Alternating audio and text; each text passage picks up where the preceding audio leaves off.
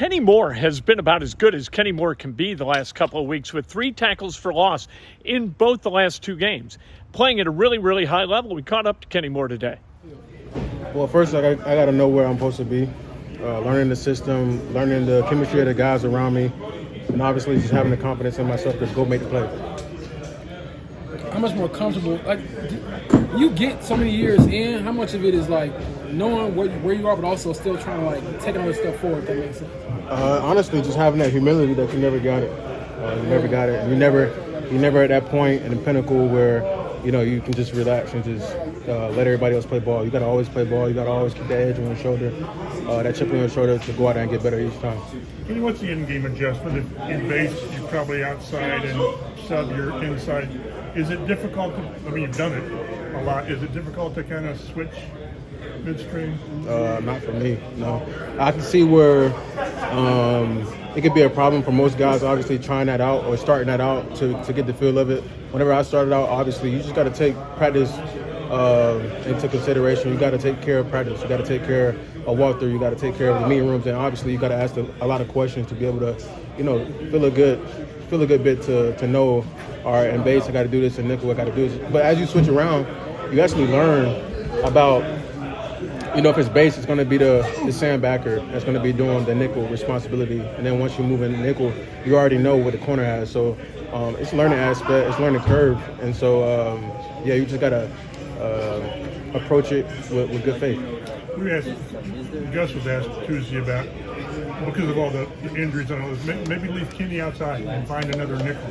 You mean it's not like you're too valuable at nickel? I mean, do you sort of feel the same way? Nickel is a harder position in corner. So for me, I would rather be where the pressure is, and obviously having that experience, inside to kind of get the feel and take the edge off for, you know, whoever else was to move inside. How does your role, I don't think, changes, but when you've had the injuries, you've had different guys in and out and all that, does it impact, or how does it impact you? Really just the chemistry aspect. I think corner, they pretty much all play the same as far as like passive or aggression. I would be more on attack to go make the tackles, so they don't have to go make the tackles, because they're usually coming down from a lot more space than what I am inside. So, you know, that's the nature of the game. Injuries happen, so we'll try to get back as many people as we can.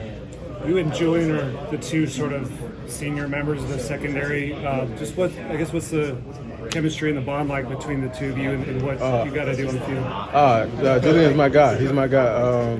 We built a lot of the chemistry over the years. Obviously, with us being in and out, being injured, being here, you know, trying to be durable as possible. But honestly, just challenging each other to be better and better and more valuable to the team. We gotta be in different spots of the field a lot of the times. And so if he has something, and I'm like, all right, once you do that, get your eyes back, because you could probably go over here too. Like, just challenging him to be more of a covering the field a lot more than just my job, but to try to strain him to say, okay, once you do your job, you could probably take this right here to another step. So it's like in college, taking this 1,000 class, and now you're in your junior year, you're taking 3,000 and 4,000. You know what I mean? So you got to try to take it up best as possible without hindering the team. Does it help that he's played a little bit of nickel, got there at the end of last year? Does it?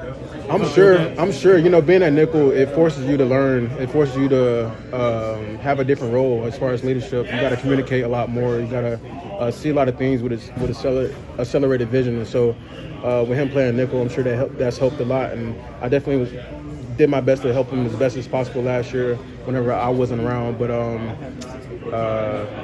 just that relationship aspect, you know, off the field, that's somebody that I definitely lean on. That's somebody that I definitely trust with everything.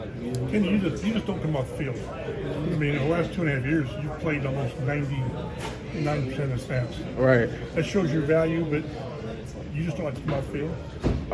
This actually sprung from my second year, 2018, whenever we had a new staff here. Obviously, everybody in the back end, we had a clean slate. And so we're trying to figure out like what the positions are, who's going to start, who's not going to start, who's coming off the bench to be that third corner. And I was the base corner, and then we started figuring out who can play nickel the best. And so they trusted me. My teammates trusted me to play nickel as well. So just going back and forth from nickel to corner, back to nickel, that's just something that I've just been used to doing ever since 2018. So been doing this, 5+ years. I just got the experience and the confidence to go out there and just try to make the best play for the team. In your experience, how beneficial is the mini bye, having that extra 3 days of coming off on Thursday night game like New Orleans did a couple weeks ago? I'm sorry? In your experience, how beneficial is having the mini bye, playing a Thursday night game like New Orleans did a couple weeks ago? I think every year has been different. Some years I feel so good going into the bye that I just want to just keep going. I don't even want to break. Sometimes the bye throws off some different mechanics of the body, from not banging on Sunday to just resting and just trying to. But every year is different as far as the body feel and mentally how you feel, or however way the season is going, whether you at the top of the mountain or trying to get there. So every team is different and every story is different that we all have, for sure. Bit of a unique question, but you faced a lot of good wide receivers out throughout your career. What makes Pitt special from your perspective? You're going against him in practice every day, being a teammate of him for a few years. Pittman is very resilient. He's a very tough guy. And I've seen a lot of guys shut it down over the course of the game. Say a guy took a big hit. All right, he's feeling it, okay. If he caught it, okay, fine. He come back again, he get hit, he get big hit, he still catch it or drop it, whatever it is. Some guys shut it down, but I think Pitt, I'm confident Pitt is one of the guys that no matter how hard you hit him, no matter how physical you are with him, he's going to do his best to get back out there and do his best for the team. I really respect that out of Pitt because I've seen a lot of guys shut it down. And obviously working alongside him and against him over the course of the years, I think he's really earned the respect, not just his teammates, but from guys from other teams. Interesting hearing Kenny Moore kind of break down Michael Pittman and talk about what's really, really good about Michael Pittman. Kenny Moore is kind of, he goes, we go. He's kind of that guy with the defense. He is a guy you can trust in coverage. He's a guy you can trust blitzing. He can stick his nose in the way of a running back and get a stop in the run game. He is a very, very valuable guy on the defensive side of the field.